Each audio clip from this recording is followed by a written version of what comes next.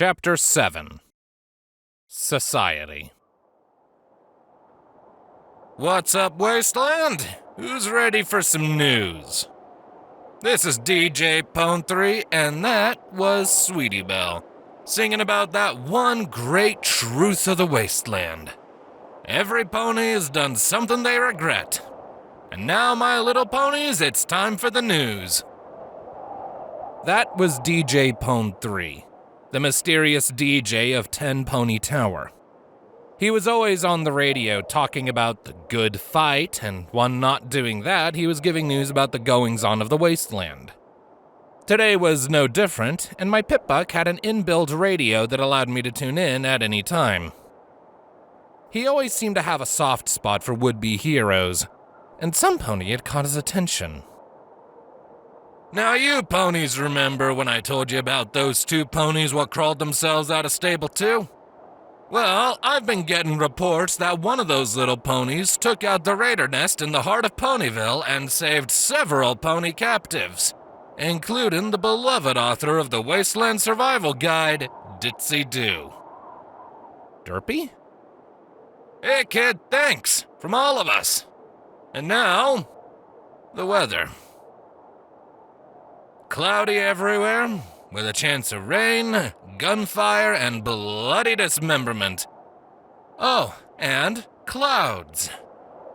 Always the clouds with our enclave overlord sitting high and pretty. How about some sun once in a while? What do you say?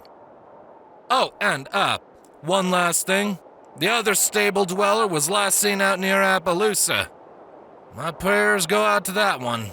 And that's the truth of the matter. And now, back to the music. Here's Sapphire Shore singing How the Sun Can't Hide Forever. From your lips to Celestia's ears, Sapphire. Music began to play from my Pip-Buck, and I shut the radio down. Ditsy had mentioned something about going to the Ponyville area soon after I left Appaloosa, but I had no idea she had since been captured by those raiders. Still, at least the news was that she'd been rescued. I suppose this stable dweller couldn't be all that bad. We live in an interesting time, do we not? Stripe spoke up, the odd zebra trotting alongside me as we continued down the heat-blasted street after the next. A few more ponies, zebra, or even griffins like this stable dweller, and the world would be a brighter place. Maybe. But do you think that's the first hero the DJ's had his eye on? I asked the mayor, who seemed to wait for me to answer rather than respond herself. He's had plenty. I owe her a Sparkle Cola for saving Ditsy, but she'll probably fade from view soon enough. Or die, or crack. Stable ponies don't know what they're getting into. For one who dabbles in heroics themselves, you are quite the pessimist. You grew up in the Wasteland, same as me. Neither of us had the cushy life inside a stable or Tenpony Tower. Your family abandoned you for some genocidal cult. Mine never gave a shit, I replied sourly, furrowing my brow at her. How can you not be? How indeed, Stripe mused, giving me a knowing smile. Maybe it's because for every raider group or foolish zebra living in the past, there is a sour and pessimistic scavenger that, despite their outlook, seeks to save people he does not know for a horrible fate with no reward in sight. Couldn't the zebra understand that I just wanted to find this damned stable and collect my caps? It's not like I set out to save the whole stupid wasteland or anything. Sure, I stopped to help those other scavengers, and I already told her about Calamity and how it... No. I'm not getting back into that mess. The entire trip had already messed with my brain enough, and the last thing I needed was Stripe going on and on about heroes and fools. You have a point? You may fight yourself, but your heart shows true. Are you going to talk about this the entire trip? Stripe sighed. If you do not wish it, I will cease discussion on the matter. But, little pony, the matter will not cease within yourself. Stripe, I growled in warning. Very well. Though you should try smiling a little more. It better suits ponies than combat and war, Stripe noted. Leave that to the Aku and Romani. I have no idea who they are, but whatever. I deadpanned, resisting the urge to roll my eyes. We should be close to Tenpony, just up another street or two. Indeed. I have seen this place before, Stripe confirmed, examining her surroundings cautiously. My family traveled here once when I was a small child, seeking shelter at your tower. They turned us away for the crime of being zebra. Well, is it me, or did the air just become a little awkward?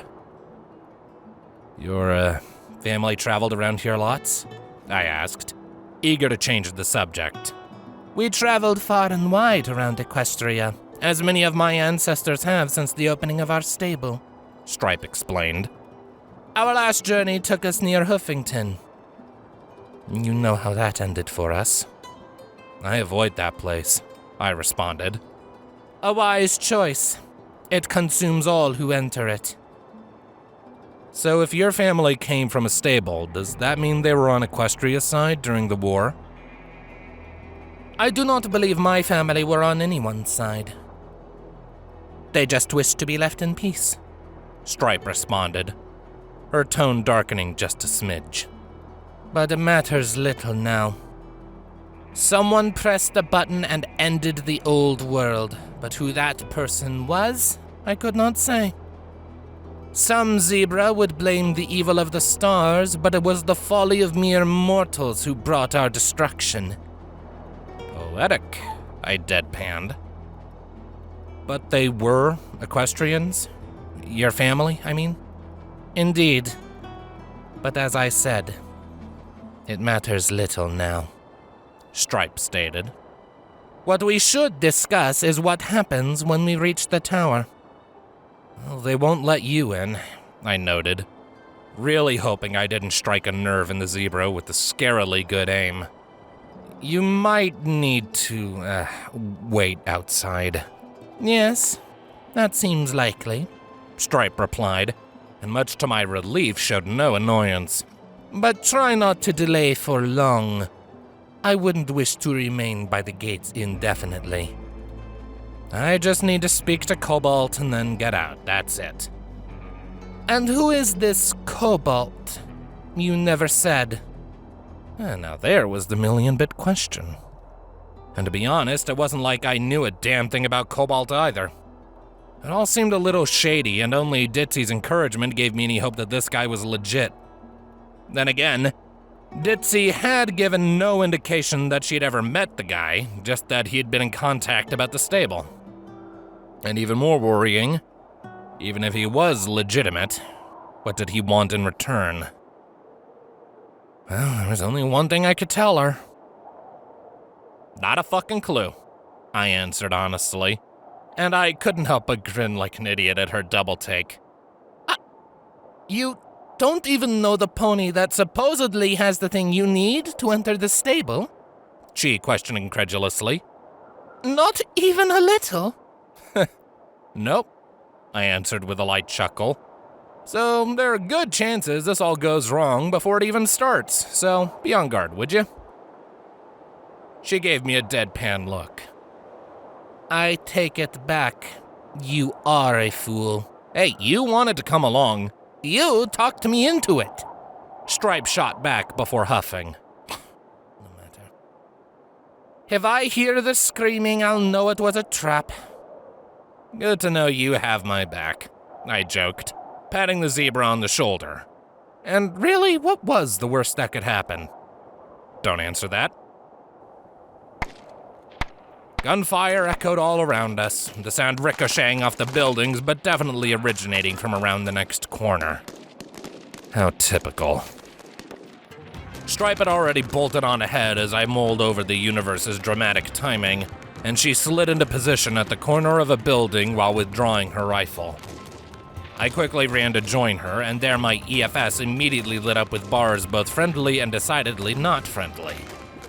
Meanwhile, Stripe was already peering around the corner with one eye pressed up against her rifle scope. It appears a group of 7 raiders have decided to strike out at the gate, Stripe reported, though for the time being I didn't peek around myself and instead just trusted her word.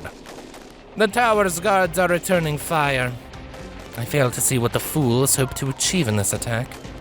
Fun, I answered for them. They're raiders. What do you expect? I snorted. I suppose that would be 6 raiders now. I don't aim to miss, Stripe replied, just as a bullet hit the concrete inches from her head. Stripe pulled back, swearing quite loudly as she did. Had the raider been the sharpshooter she was, the zebra would have a stump where her head used to be. And by the bullets flying past us as we sat behind the safety of the wall, I could guess that the raiders knew we were here now. Are you all right? I asked urgently, giving the zebra a once-over. Fine, just closer than I would like, she replied. This is not the best position for this. I'll need some cover fire if I'm to continue. Oh, great. Why did that sound like I had just volunteered myself? I sighed, slipping my pistol free from its holster. Between those guards and myself, I think we can give you a clear shot or two. Stripe nodded, glancing back at the corner. A few bullets were still flying on by, though the raiders seemed to have mostly returned to trading fire with Tenpony Tower security force. Still, I bet my useless cutie mark that they were still keeping half an eye out for a zebra sniper poking her head around. But looking across the street, I could see a tipped-over wagon that would provide some prime cover. It was on the other side and close to the fighting, but it could work. All right, I announced to Stripe, ensuring I was loaded and ready. I'll make a run for it and see if I can pop a few of them on the way. And while they're trying to dust me, you can do your thing. Understood. I will await the perfect moment. Yeah, well, I'll try not to wait too long. I only have 2 healing potions left. A good thing we are within reach of new supplies, she said in response. And it was a point I was extremely grateful for. Once they are gone, head straight inside. I will await your return. Right. Celestia, save me. I took in a deep breath, planting myself on all 4s with my gun levitating nearby. I silently counted down in my head, and then, during a lull in the gunfire, I raced on forward. First thing to note, the other 6 raiders were all still up and about while taking cover behind whatever they could near the old 4 Stars tram line. Second, the gates of Tenpony Tower were shut up tight while the security team took potshots at the raiders from behind a gate the latter couldn't help to breach with the firepower they had. Third, all of the above immediately saw me as I made the dash, and now 6 guns were all aiming toward me. Oh fuck, oh fuck, oh fuck, oh fuck, oh fuck! I yelled as I lifted my gun and fired blindly at the raiders while I dared not slow down for even a moment. I mean, if I had, I probably would have looked like a bona fide wheel of cheese or something. But as I fired, I made sure to keep running directly ahead while keeping my head down, and none of the raiders had Stripe's accuracy. Speaking of the zebra, I slid down behind the wagon. A few new nicks in my barding, but nothing had actually penetrated it. Thank Luna for that. And now they were being shot at from 3 separate positions, and the raiders were rethinking their plans. A couple of shots forced Stripe to return into cover, though after depositing a new clip into my pistol, I leaned around the wagon and fired up the SATS ability. I targeted one of the raiders who was firing at Stripe and let loose on him. I was too far away to make the killing blow, though a bullet in the leg did make them easy pickings for the security forces to finish off. Emboldened by this turn of events, the security force pressed the attack more readily as the raiders started to become panicked. They continued to fire back at all of us, but what had started off as a bit of target practice had quickly turned into all but certain death for them.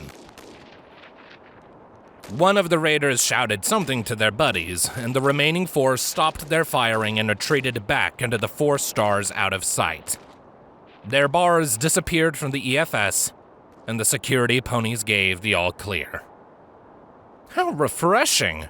Raiders with a modicum of sense. Breathing a sigh of relief, I looked back at Stripe as she peeked around the corner and scanned the area with her rifle. Once she was content that the coast was clear, she gave me a nod before eerily slinking back into the shadows away from view. A little creepy, but at least she was on my side. I popped out from behind the wagon, walking down the streets towards the gate while making sure to holster my gun. The guards all looked toward me warily from behind it, seemingly looking around to see where my friend had gone. Only after they were sure that I was alone did the gate open with an ear-destroying screech. The guards all pointed their weapons at me as they moved to completely encircle me, and from the cluster of ponies, a particularly mean-looking guard approached and gave me a rather shooty glare. "Who the hell are you?" the stallion asked in a gruff tone. "And where's your sniper buddy?" "She's not coming in. I won't be here long," I replied, trying my best not to start a fight with the tower. Honest. I just need to resupply. That, and I'm looking for some pony. A pony named Cobalt. The stallion studied me, and one of the other guards spoke up. "Chief Grimstar, weren't we told to expect a visitor asking for that pony?" "Yes, we were," Grimstar said, giving me a dismissive snort. "Take his ammo, standard procedure, then close the fucking gate up. I don't want raiders or some zombie walking in because you didn't do your jobs." The chief gave me one last glare before turning his back on me and walking back into the tower. The security force moved in and confiscated all the ammo for my shotgun and pistol, promising to return them when I left, though leaving the guns themselves in my bags. I can't say they were particularly gentle, but I had to count my blessings, considering that the chief seemed like he would have rather shot me and be done with it. What an unpleasant pony. "He's clean," one of the guards reported, sticking my ammo in the box and carrying them away to whatever safety deposit box they kept ponies' ammunition in. I was then all but forced inside, the gate being shut up behind me as the guards proceeded to return to whatever duties they had. Still, a ding from my pip-buck confirmed my arrival at Tenpony Tower, and the objective marker was pointing directly at the front entrance.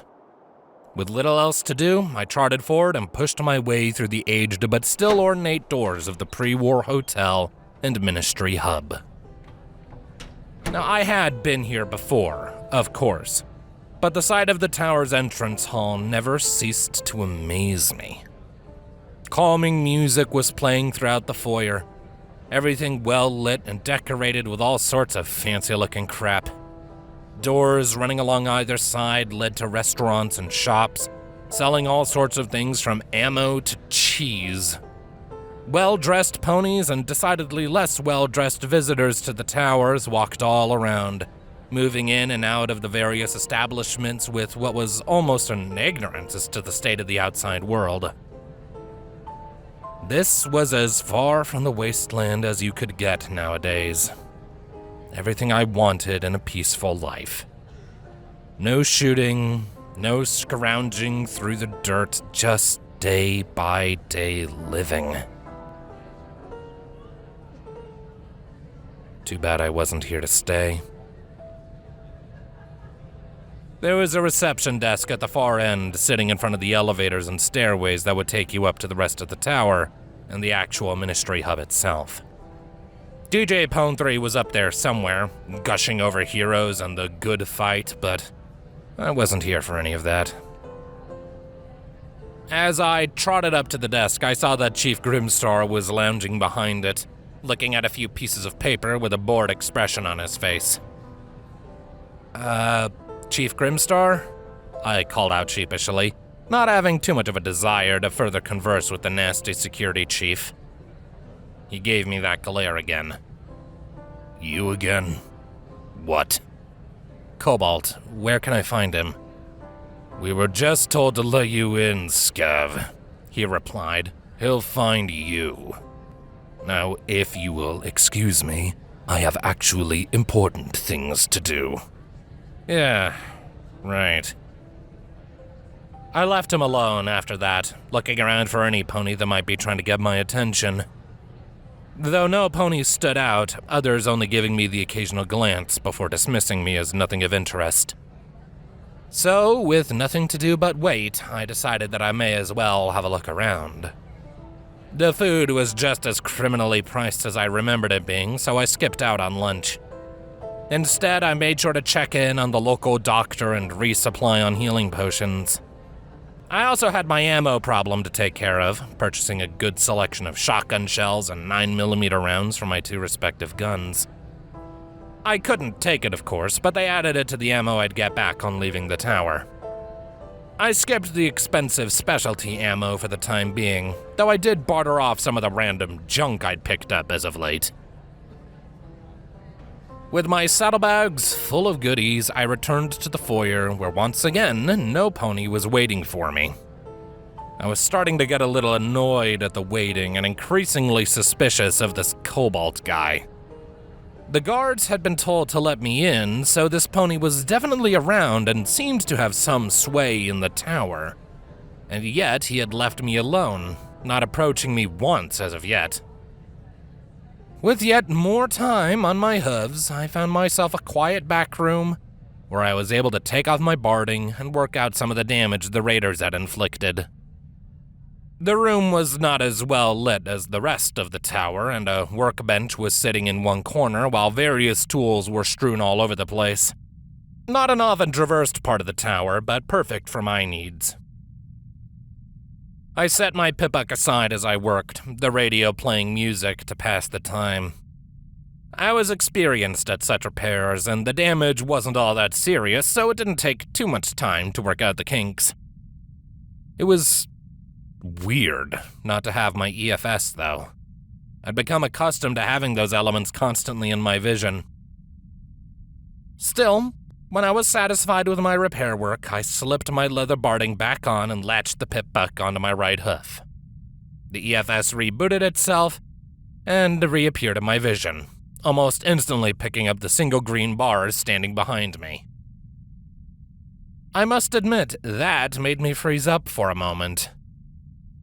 I slowly turned myself around to face the pony I hadn't heard come in, finding a deep blue stallion with a green mane, teal eyes, and a cutie mark depicting some kind of arcane symbol. Bang.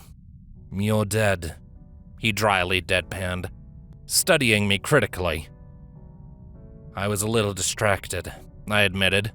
It's not a problem out there, though. You shouldn't get distracted anywhere, even in here, he cautioned. It may seem like the old world out in the foyer, but the Wasteland isn't as distant as you might think. Right.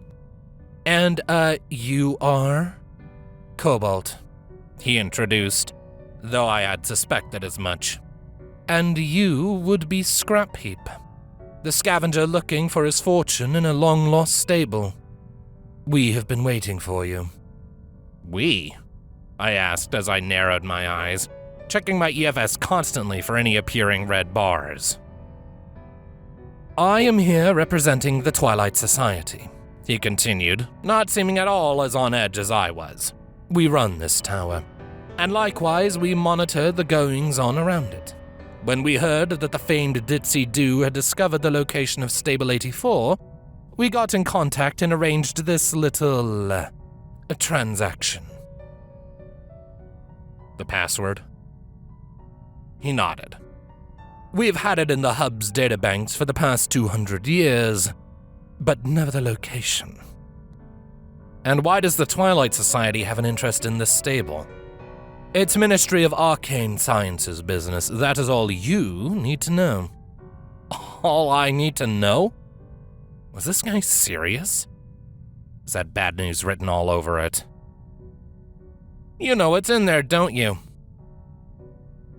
Tell me, what else was in that database of yours?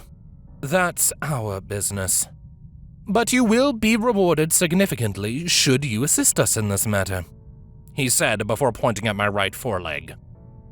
That pipbuck belonged to somebody of great importance to the MAS, and it's something that should have been inside the stable when it closed. How it's here is beyond us, but we want to know the answers. And whatever ministry stuff went on inside? Of course. The rest of it's yours, assuming it's available to take. But anything related to the MAS is ours. That is the deal. Great, so this also had weird ministry secrets involved. Something so great that the Twilight Society were wetting themselves in anticipation, and I had to wonder exactly what it was Cobalt knew that I didn't. But still, I had come this far. Fine, I replied begrudgingly. Huff over the password and I'll find your damned stable. No, the password remains in here, he replied, tapping his head. And I will be coming with you. Fuck. What? I'll be coming with you, he repeated. The Twilight Society is sending me to represent our interests in this matter. Do not worry, I won't be a burden. I'm fully trained in the basics of combat magic and shield spells. Good for you, I dryly snarked back, not much convinced that I wanted this guy looking over my shoulder. And if I say no? Well, then the password stays here, he replied simply. And you get nothing. You won't take the pip-buck by force? We're not barbarians, Mr. Heap, Cobalt replied, seemingly appalled. We'd be willing to barter for it, though, if you so wish, though the gains would be far less than that of a functioning stable. Or we could simply wait for the Equestria and Wasteland to spit you out so that we can clean the pip-buck from your bleached bones. Your choice. Ah, damn. I suppose I didn't have much of a choice if I wanted to continue this job, did I? Fine, if your Twilight Society is so eager, then feel free. Just try to keep your head down. I'm sure I will manage, he said in turn. I'll meet you by the front gates in 10. Be there. Without further comment, he just left me there. Not at all thrilled at my latest traveling companion. Still, at least everything seemed to be legitimate thus far, though the MAS connection was worrying, and I didn't like going into this blind while Cobalt held all the information. Perhaps Stripe and I could grill him about it on the way there. But I was done with this tower and its supreme overlords for a while, so I immediately exited the room and walked back out of the front door. The guards opened the gate and let me go, returning my ammunition as promised. With the ammo for my pistol and shotgun back in their rightful places, I trotted out toward the entrance of 4 stars and waited there. My EFS showed that the raiders were long gone, though a green bar did facilitate the arrival of my slightly more trustworthy traveling companion. All is well? Stripe asked as she sat down beside me. You seem tense. Well, Cobalt does have the password, I informed her. But he and the leaders of the tower want him to come along. And this stable has some weird ministry business attached to it they're refusing to divulge. And you're sure they know what it is themselves? Oh, they know all right. And they want whatever the Ministry of Arcane Sciences were doing in there. Stripe frowned, clearly as troubled as I was about it. The ministries were Equestria's center during the war, and almost every innovation came from them. I can only imagine the kind of power that Twilight Sparkle poked and prodded in her labs. Anything related to the ministries must be held with caution. What do you think it is? I could not begin to guess, Stripe replied with a shake of her head. But this is the organization that created some of the very weapons that ended the old world. I would fear the foolish ponies who had access to that kind of power in today's one. So, what do we do? You tell me. You did accept their offer, did you not? Well, Yeah, but I have no idea what we're getting ourselves into. We know little, so we should simply watch for the time being, she advised. The worry was clear on her face. Whoever runs that tower, I do not trust them. Okay. This was giving me a headache. I just wanted my caps, and now it was feeling like I was being dragged into some kind of earth-shattering conspiracy. We'll be careful, I assured her, watching as a certain blue stallion exited the tower with full saddlebags and distressingly little barding covering his hide. Cobalt approached us, looking warily at the zebra to my side. He stopped wordlessly in front of us, looking between us in confusion. What did I miss in the last 10 minutes? I couldn't help but sigh. Cobalt, Stripe, Cobalt. She's helping us find the stable. I'm sure she is. Cobalt was eyeing her in the same way we were eyeing him. I will ensure this little journey ends best for everyone in this land, Stripe professed. I hope you can say the same, little pony. If the Twilight Society benefits, Equestria benefits, Cobalt replied. Are we ready to get underway? My pip-buck beeped, and my objective marker updated itself. The objective to find and speak to Cobalt was grayed out, leaving just the marker for Stable 84 itself. My pip-buck thinks so, I noted, looking towards the marker only I could see. Let's go. I started off down the street, Cobalt falling at a step beside me while Stripe elected to lag behind just a little, likely to ensure that our new friend didn't shoot us in the back. But I now had everything I needed, and the next step was Stable 84 itself. I brought up my pip-buck as we went, switching over to the radio and turning on DJ Pone 3.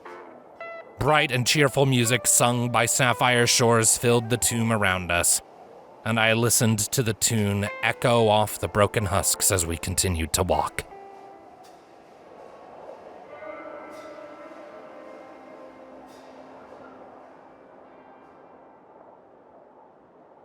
That was Sweetie Belle with Let It Go. Just giving us all a reminder that sometimes, when things are at their worst, it's best to just forgive and forget. This is DJ Pone 3 with a shout out to all my listeners back east around the Huff. I know some of you feel like you don't get as many headlines out there, but it's a great big ol' wasteland. So this news is just for you, Huffington. Turns out the road between Manhattan and the Huff is just a little safer now thanks to a pair of ponies fresh from a stable. You're gonna love this. Looks like the Huff has a little more security than a few days ago. That's right, she's got it displayed loud and proud. She's already carved up the raiders from Withers all the way to Megamart, and she doesn't look like she's gonna be stopping anytime soon. So here's a big thank you from DJ Pone 3 to the security mayor. Looking forward to seeing what law and order you bring down next. One hero after the next, it seemed. I had to wonder what such a hero as the stable dweller or security mayor would do right now, walking in the night through the ruins of an ancient city while chasing the ghosts of the past. But I wasn't the stable dweller. I wasn't the security mayor. And everything to come, that was all on me.